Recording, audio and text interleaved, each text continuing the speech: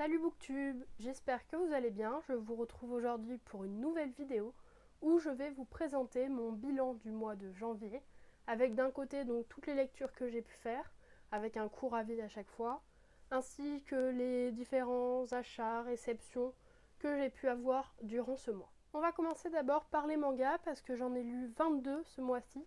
C'est assez conséquent et par rapport aux autres lectures vous verrez qu'il y a donc très peu de romans.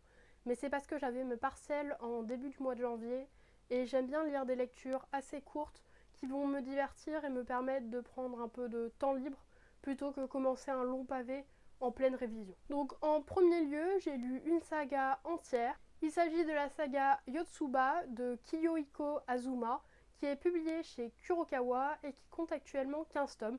Et donc j'ai lu les 15 tomes. Yotsuba, c'est une petite fille. On ne sait pas vraiment d'où elle vient parce qu'on sait que c'est pas. On ne sait pas trop si c'est son père ou si elle a été adoptée. Il semblerait plutôt qu'elle ait été adoptée. Mais elle vit donc avec un homme, ce qui s'apparentait de son père, et uniquement un homme. Il n'y a pas de mère. On entend parler d'une grand-mère. Mais on en sait encore très peu sur cette famille dans les 15 tomes. Tout va commencer avec le déménagement de Yotsuba puisqu'elle va arriver en ville. Elle va rencontrer plein de gens, il va se passer plein de choses, plein de nouvelles aventures pour cette petite fille de 5-6 ans, 6 ans je crois, qui va d'abord se faire des amis à l'aide de ses voisins, puisque ses voisins, il y a 3 jeunes voisines, une qui a à peu près son âge, une un peu plus grande et une encore plus grande, et donc elle va s'amuser avec eux, partir faire du vélo, partir à la chasse aux insectes, plein de petites aventures comme ça, et c'est vraiment adorable, c'est tout mignon, les tomes se lisent tout seuls, et à chaque fois on a toujours envie d'avoir une nouvelle histoire en fait, parce que elle est adorable cette petite fille, on s'attache à elle, on s'attache à ses amis, on s'attache à ses aventures, et on a toujours envie de rester avec elle, c'est un moment de douceur, de plaisir, et je sais pas comment vous le décrire, parce que Yotsuba c'est vraiment mon coup de cœur de ce premier mois, et je pense que c'est une série de mangas qui va me marquer et que à l'occasion je relirai pour passer du bon temps parce qu'en fait voilà, c'est un petit rayon de soleil. On voit Yotsuba, on a tout de suite le sourire et même si des fois c'est un peu triste, même si des fois il y a des choses pas justes dans la vie, et bien cette petite fille va toujours réussir à nous redonner le moral avec ses petites expressions, ses petites mimiques et puis tout ce qu'elle va faire, ces petites aventures toutes simples. C'est le quotidien, ça nous paraît évident, mais pour elle c'est tout nouveau et elle va prendre beaucoup de plaisir à découvrir un robot en carton, plein d'autres choses. Je vous en dis pas plus parce que je vous laisse découvrir de votre côté, c'est vraiment un manga génial. Si vous en lisez pas beaucoup, je pense que c'est aussi un bon moyen de commencer le manga parce que c'est plein de petites aventures, donc ça vous permet de faire des pauses et de découvrir l'univers manga à partir des expressions, à partir du Japon, mais sans avoir une histoire trop compliquée, puisque c'est vraiment plein de petites intrigues. On va passer maintenant à une anthologie, puisqu'il s'agit de Hatsum de Naoki Urasawa. Donc comme vous le voyez, on voit quelqu'un en train d'éternuer, d'où ce nom, et à l'intérieur on va avoir plusieurs histoires courtes de Naoki Urasawa, qui est l'auteur de Asadora, moi que j'aime beaucoup et dont j'ai déjà parlé, mais encore de Monster et de plein d'autres séries. Donc au total dans ce manga, on va avoir 1, 2, 3, 4, 5, 6, 7, 8 histoires, sachant qu'il y en a c'est des petites intrigues assez courtes, alors que d'autres ça va plus être vraiment des histoires de 30-40 pages. Dans l'ensemble c'est très court et c'est donc très agréable à lire. On peut lire une histoire, revenir plus tard, et c'est très sympa. Alors en termes d'histoire, je vais vous faire un petit, pas forcément un résumé, mais je vais vous dire un peu ce que j'ai aimé, ce que j'ai moins aimé dans ce récit. La première c'est Damiyan. Je dois vous avouer que j'ai pas beaucoup de souvenirs, enfin je vois ce qui se passe, mais j'ai pas trouvé que c'était la meilleure histoire. Elle a un bon fond, elle a une bonne idée, mais c'est pas forcément moi ce que je préfère dans le style, mais c'était quand même très sympathique. Vise la Lune, c'est mon histoire préférée. Celle-là, elle est vraiment très bien construite, avec une idée je crois que c'est un meurtre, enfin il y a un mystère à résoudre. Il va être résolu de manière assez inattendue et ça m'a beaucoup plu, je pense que c'est oui ma préférée du recueil. Ensuite, il y a 3 histoires qui, selon moi, vont un peu ensemble, à savoir Les Vieux Gars, It's a Beautiful Day et Musica Nostra. Donc, puisque ce sont trois courts récits d'inspiration autobiographique, pas forcément ce qui m'intéressait le plus, mais bon, c'était quand même assez sympa à lire. Ce qui m'a beaucoup plu également, c'est Henri et Charles, puisque c'est l'histoire de 2 petites souris. Il faut savoir que cette histoire, elle est entièrement en couleurs. Il y a souvent des couleurs au début de chaque chapitre, de chaque histoire. Je vais vous montrer par exemple. Mais donc celle avec les 2 petites souris, elle est entièrement en couleur. Et c'est une histoire très très courte, mais avec donc 2 petites souris qui vont s'aventurer dans une cuisine à côté d'un chat. Enfin, les 2 dernières font aussi partie de celles que j'ai particulièrement appréciées. Il y a d'abord Le Royaume des Kaijus, qui, comme vous en doutez, parle des kaijus. Ça se passe au Japon, et celle-là, on est dans une idée d'invasion de kaijus assez fréquemment, avec des gens qui chassent les kaijus. Et c'était vraiment une très bonne histoire. Et enfin, la dernière, Solo Mission, ce qu'elle avait de particulier, c'est qu'elle a été conçue dans le sens français. Elle a été écrite pour la France, ce qui fait que l'auteur a dû réfléchir à concevoir toutes ces cases à l'envers finalement, puisque elle se lit vraiment de gauche à droite et non de droite à gauche. Donc en fait, quand vous ouvrez le roman, vous arrivez à un moment où ça vous dit attention, vous devez le lire de l'autre sens. Et là, pareil, elle est encore toute en couleur, elle est très très courte, mais assez surprenante, donc c'était assez sympathique aussi. Un très bon recueil dans l'ensemble, donc si jamais vous aimez ça, n'hésitez pas. J'ai aussi lu pas mal de suites de sagas ce mois-ci, avec donc d'abord Coco l'île magique, tome 4 de Keisuke Kotobuki. Donc c'est une histoire qui se lit dans le sens français et entièrement en couleur. Je ne sais pas si vous connaissez Roji, mais donc c'est le même auteur. Et moi, Roji, c'est une histoire que j'avais beaucoup aimée avec des chats, pareil, en couleur. Là, on est dans une histoire de magie, dans un monde où la jeune Coco, elle ne maîtrise pas ses pouvoirs magiques et elle va essayer de comprendre. Ils vont essayer de comprendre aussi d'où vient l'espèce de chat extraterrestre qui est à leur côté. Une histoire toute mignonne qui se lit très vite, un peu trop vite même, puisqu'à chaque fois je dévore le manga et je dois attendre la suite. Mais c'est une très belle histoire et j'aime beaucoup. Puis j'ai continué Toilet Boon d'Anako-kun, le tome 11 de Edarlo. On suit la jeune Néné qui en fait va conclure un pacte avec Anako, un esprit, et elle va se retrouver propulsée à côté de différents esprits. Elle va pouvoir voir les esprits et elle va avoir plein de petites missions en fait à résoudre. Alors après, dans les 3 derniers tomes, on était sur une histoire un peu plus longue et où ça s'enchaînait alors que moi j'attendais à chaque fois le tome suivant, ce qui fait qu'il faudra que je les relise puisque j'ai pas pu tout suivre. Mais ce tome-là redynamisait un peu, je trouve, ce qu'on avait pu perdre dans les 2 tomes précédents. Puis j'ai lu le tome 7 de Horimiya de Hero et Daisuke Agiwara chez Nobinobi. Donc c'est une histoire, une romance adolescente dans un lycée où on suit Ori et Miyamura, donc 2 élèves de la même classe qui vont se rencontrer et passer du temps ensemble. Il n'y a pas forcément grand chose de plus à dire puisqu'on va suivre leur histoire à eux, mais aussi les histoires de leurs camarades. Et c'est assez chouette, mais pareil, comme les mangas sortent séparément, il faudra que je les relise tous d'un coup pour mieux suivre l'histoire. J'ai aussi lu le tome 11 de Blue Period de Tsubasa Yamaguchi. Donc Blue Period, cette fois-ci, on est dans une école d'art avec un jeune élève qui va se mettre à l'art, qui va faire une prépa d'art, qui va entrer dans une fac d'art et qui va apprendre différentes techniques. C'est des mangas qui sont beaucoup plus longs à lire puisqu'ils vont intégrer justement toute cette technique artistique qu'on ne connaît pas forcément.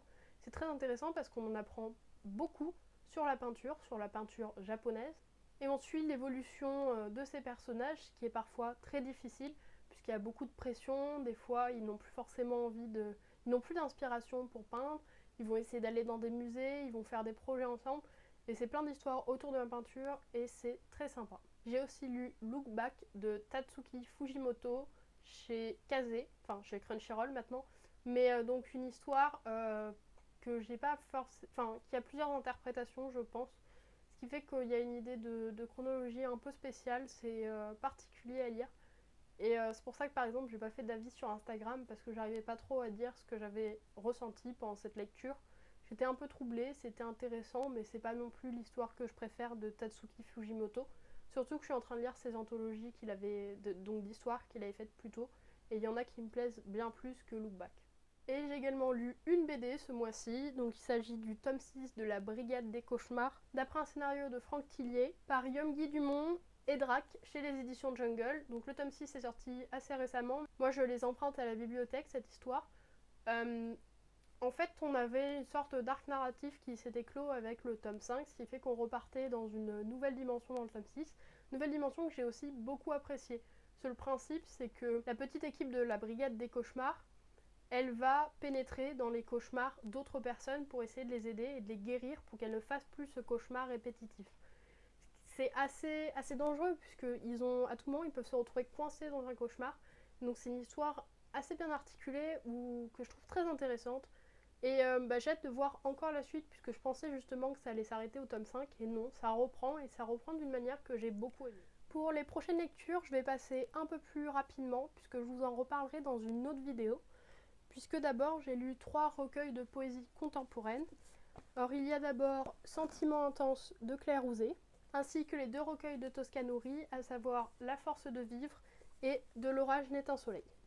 Ces 3 recueils, donc, ce sont des recueils de poésie contemporaine par 2 jeunes filles de 19 ans, 20 ans, si je dis pas de bêtises, dans ces eaux-là, qui ont écrit différents textes, les ont mis ensemble, et ça fait une forme d'histoire à chaque fois. Ce qui fait que c'est pas forcément un recueil comme on pourrait l'entendre dans la poésie plus ancienne avec les poèmes dans l'ordre. Non, c'est plus une histoire qui va progresser grâce à ces poèmes, des poèmes parfois plus courts, plus libres. Et si je compte vous en reparler, c'est parce que j'aimerais faire une vidéo justement sur la poésie contemporaine dans laquelle je parlerai de ces 3 ouvrages plus en détail. J'ai également lu une pièce de théâtre puisque pour les cours j'ai relu Roméo et Juliette de William Shakespeare. Faut savoir que j'avais déjà lu l'histoire et qu'elle m'avait pas forcément plu parce qu'on la connaît tous, l'histoire de Roméo et Juliette. Mais là, j'ai quand même un peu plus apprécié. Mais pareil, je vais vous en reparler dans une autre vidéo qui va sortir très prochainement, puisque j'ai également lu l'adaptation en manga chez Nobinobi. Et je vous ferai un parallèle entre les deux pour vous montrer un peu ce qui m'a plu, ce qui m'a pas plu dans l'adaptation. Et je vous laisse donc découvrir ça une prochaine fois. Durant le mois de janvier, j'ai également lu enfin le premier tome de Romance de Arnaud Catherine, une trilogie composée de romances des Nouvelles Vagues et de Octave, où on suit d'abord le jeune Vince, qui a une manière de parler assez particulière, donc c'est un peu cru parfois. C'est un jeune garçon qui est homosexuel, ouvertement, tout le monde est au courant, et il aime bien dans le métro, dans le bus ou dans d'autres lieux, croquer les portraits de jeunes garçons qu'il va croiser en s'imaginant un peu quelle pourrait être leur vie. On comprend forcément par le titre que Romance va être une histoire d'amour, mais on ne sait pas forcément entre qui et qui. On se doute que Vince va être appliqué puisque c'est le personnage principal, mais on ne sait pas trop ce qui va passer. Tout ce qu'on sait, c'est que si vous avez lu le résumé, vous verrez qu'il y a une histoire de Morito et que ça part de là. Je n'en dis pas plus parce que c'est une très belle histoire qui fait très mal à la fin et on a envie de lire la suite. Et le problème, c'est que moi, je les emprunte à Bibliothèque, donc même si j'ai récupéré le tome 2, le tome 3 n'y est pas encore. Donc j'attends un peu avant de lire la suite, mais j'ai hâte de voir ça. Alors c'est pas non plus un coup de cœur extraordinaire comme beaucoup de personnes, mais c'est quand même une histoire que j'ai beaucoup appréciée et j'ai hâte de voir la suite parce que j'étais vraiment captivée, je suivais les personnages en me disant ah non, il peut pas leur arriver ça. Et j'ai passé un très agréable moment de lecture. Enfin, dernière lecture du mois de janvier, pour les cours encore une fois, j'ai lu Poil de carotte de Jules Renard. Donc là c'est dans une édition de collection au numéro, je crois, la collection Super, qui est illustrée et qui est très sympathique, je vais vous montrer un peu. Voilà. Poil de carotte, c'est assez particulier déjà dans la manière d'écrire, puisque c'est en fait un ensemble de petites histoires qui vont être mis bout à bout et qui vont à chaque fois faire 1-2 pages, pas beaucoup plus. Et ça va former les péripéties de la vie, de l'enfance jusqu'à l'adolescence, plus ou moins, de Poil de carotte. Ce jeune enfant dont on ignore le vrai prénom, je crois, puisque tout le monde l'appelle Poil de carotte en raison de ses cheveux roux et toute sa famille l'appelle comme ça, donc on n'a pas son nom. Ce qu'il y a aussi d'assez particulier, c'est que ça va jouer sur les types de discours, puisque par moments on va être presque dans du théâtre. Et d'ailleurs, Jules Renard a adapté Poil de carotte lui-même en pièce de théâtre. Je ne l'ai pas encore lu, mais pour un exposé, je vais travailler dessus. Donc je vous en reparlerai à l'occasion. J'ai beaucoup aimé Poil de carotte, c'est très agréable à lire. Et on sent qu'il y a plein de choses, à analyser, plein de choses à voir. Et c'est vraiment très sympathique, très accessible aussi. Même s'il y a certaines choses où, pour travailler l'ironie, pour mieux comprendre, il faut rester dessus. Dans l'ensemble, ça se comprend très bien. C'est adapté aux enfants, puisque certains le lisent généralement au collège ou dans ces eaux-là. Et j'ai très hâte de continuer à l'étudier, puisque pour l'instant, on n'a pas vraiment commencé. On passe enfin à mon arrivée livresque, que j'ai décidé d'inclure dans cette vidéo pour vous faire un bilan du mois de janvier dans sa globalité. Il y a eu pas mal de choses ce mois-ci, vous allez voir pourquoi. En premier lieu, dans le cadre de mon abonnement à l'école des loisirs, donc c'est l'abonnement Medium Plus ou quelque chose comme ça, Je reçois donc un titre chaque mois, et il se trouve que j'ai eu celui de janvier et celui de février durant le mois de janvier. Donc j'ai d'abord eu Une pour toutes de Jean-Laurent Del Socorro. Je vais vous lire le résumé parce que je ne sais pas du tout de quoi ça parle. Si j'ai appris quelque chose en arpentant cette terre, Julie, c'est qu'il n'y a qu'une seule époque et qu'elle s'appelle aujourd'hui. Julie Maupin, le nom de cette breteuse émérite, circule à la cour du Roi Soleil et dans toutes les salles d'escrime de Paris. Une femme ? Oui, une femme. Il paraît qu'elle a appris à enchaîner les bottes et les parades à la petite écurie de Versailles. On raconte que la demoiselle s'habille parfois en homme et qu'elle collectionne les amants et les maîtresses. Son goût pour les duels lui aurait valu quelques ennuis.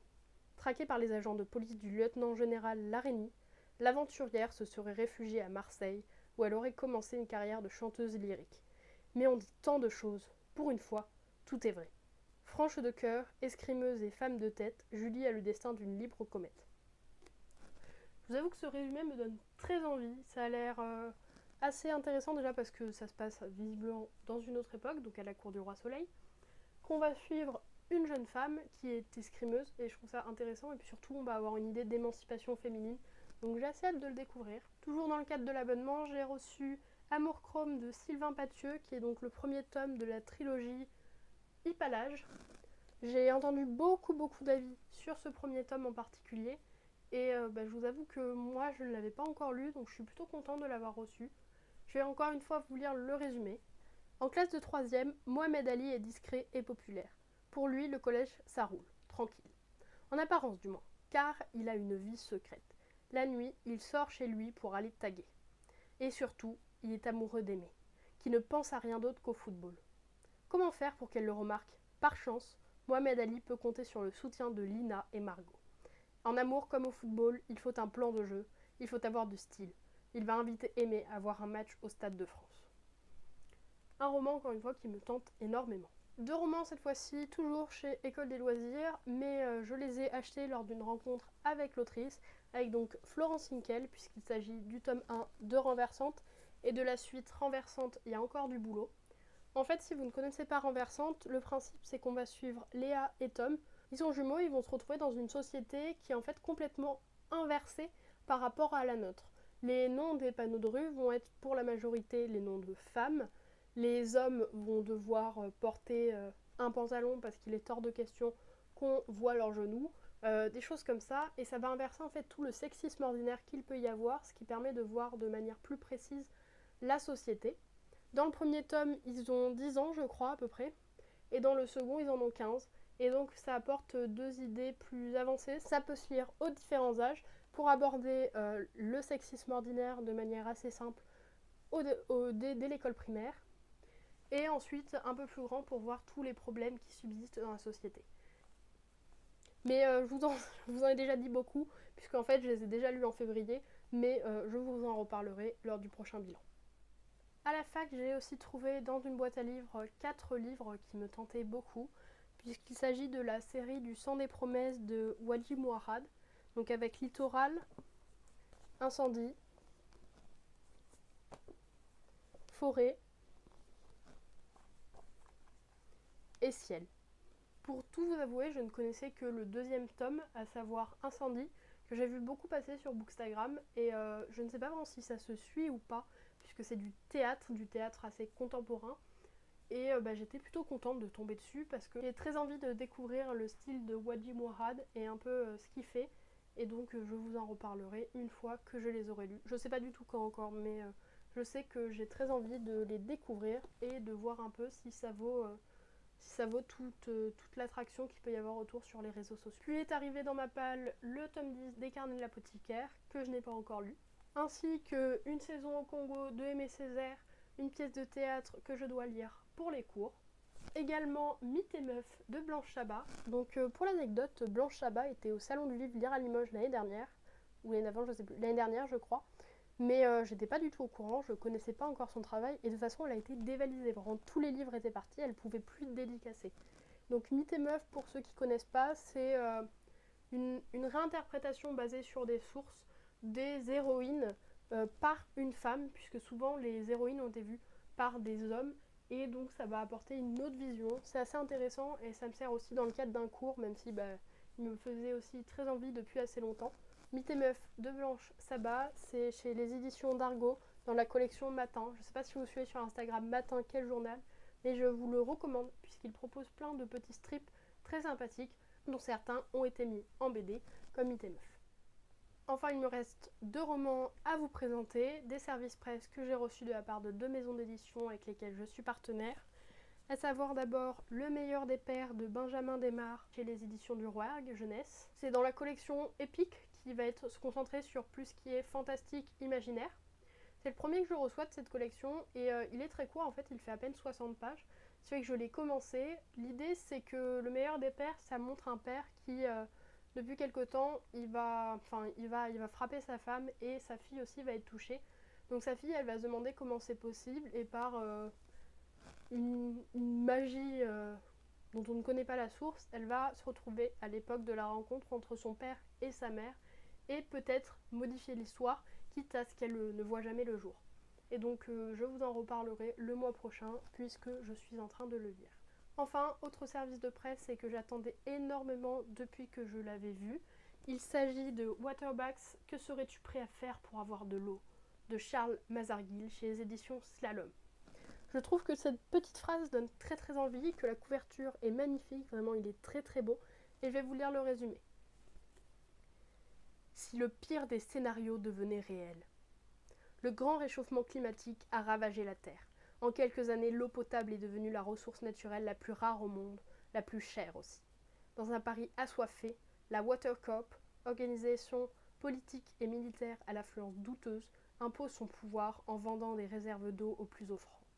Pour les transporter, les Waterbacks, des orphelins de la Seconde Guerre de l'eau, prêts à tout pour survivre dans ce désert urbain. Le jour où l'un d'entre eux perd sa livraison, les miliciens se lancent à leur poursuite. En danger de mort, ils fuient la ville dans l'espoir d'atteindre de nouvelles terres, vivables cette fois. Y parviendront-ils? Donc c'est un roman post-apocalyptique qui me tente énormément, je trouve ça magnifique. J'ai pas encore lu Darius Gore, donc le premier roman chez les éditions Slalom de Charles Mazarguil, mais je sais qu'il me donnait aussi très envie, et celui-ci me donne encore plus envie, je pense que ça va beaucoup me plaire, parce que déjà j'aime bien tout ce qui est dystopique ou post-apocalyptique ou dans ces idées comme ça, et là ça a l'air très intéressant et très sympathique, et j'ai très hâte de lire. Voilà, c'en est tout pour cette vidéo qui est déjà suffisamment longue je pense, puisque je vous ai présenté en tout 29 lectures et un certain nombre d'achats et de réceptions. J'espère que le concept vous plaira puisque je compte le reproduire chaque mois. J'aime beaucoup regarder les vidéos des autres personnes sur leur arrivée livresque ou leurs avis lecture durant tout un mois et ça me permet aussi moi de vous parler de ces livres dont je ne parle pas forcément sur Instagram, dont je parle encore moins sur YouTube, pour mettre en avant toutes mes lectures, même celles que j'ai un peu moins aimées, celles où j'ai moins de choses à dire.